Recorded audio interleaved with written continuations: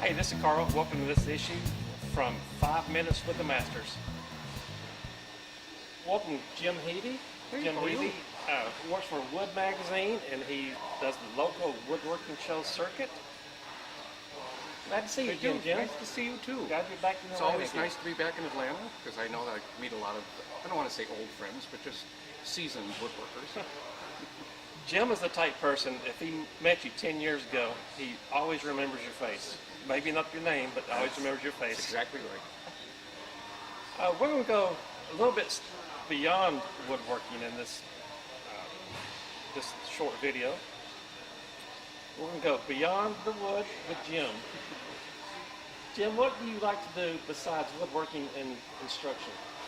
I enjoy spending time with grandkids, of course. You know, that's the best part of this whole job.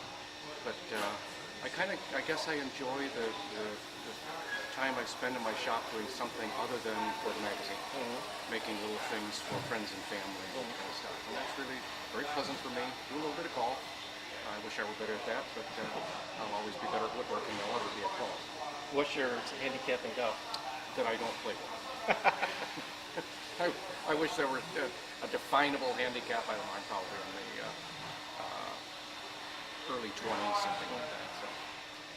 I've realized a couple of years ago the high score does not win. No, it does not. But you get a chance to play more often. We were talking to Jim a few minutes ago, and I never realized that he's very community oriented.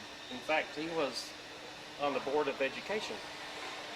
I was a school board president for 16 years in the community that I was at, and that I'm still at. And we were involved in siting the new schools. We had had 750 kids for a million years. And then just after I left, the population finally went up to about 9,000. So the object at the time was to buy a lot of property and start building what we call campus type schools. So yeah, it was very involving for all those years. My kids were involved in school at the same time, so it was kind of a dual thing.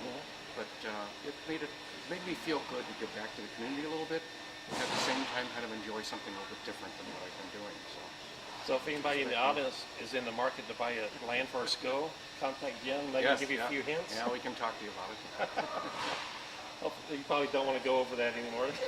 No, actually it was really good when I did it, but after a while you begin to get a little myopic. You know, you start looking at things through your own eyes instead of seeing it through from global perspective. So it was time. So after 16 years I decided it was time to go, and it was fun. Great.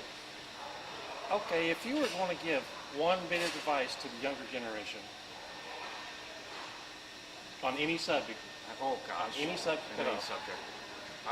The one that I use with my kids I have forever is Yogi Berra's old saying, when you come to a fork in the road, take it. But it's true. It's just, when I was on the school board too, when we did the little things once a year, we bring local people in and kind of tell the kids what it was that they did in education that got them where they are. I purposely wanted people that were in careers that had nothing to do with their college.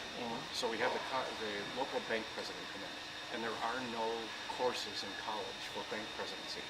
And the idea was to convince the kids that to stay open and stay alert all the time to any opportunity and kind of put yourself in a spot where you can take advantage of it is the way to go. So when my kids were growing up, the whole idea was that if you come to that fork in the road, take it. And I've got one that is doing kind of what she came out of college for, but the other two are not, and they're very successful in what they're doing, and I think that's the idea. They came kind of prepared to take any opportunity possible and see where it goes. It doesn't fly, it doesn't fly. Great. Well, we have to keep this under 5 minutes. We're right at 4 minutes now. So, Jim, I appreciate your help. It's good seeing you again. Hope to see you again many times in the future. You will. Stay well. Great. Thanks a lot. Get a chance, check out Jim on Facebook. Go to Wood Magazine. Check out their website. Subscribe to their magazine. I'm sure they have a blog somewhere. They do.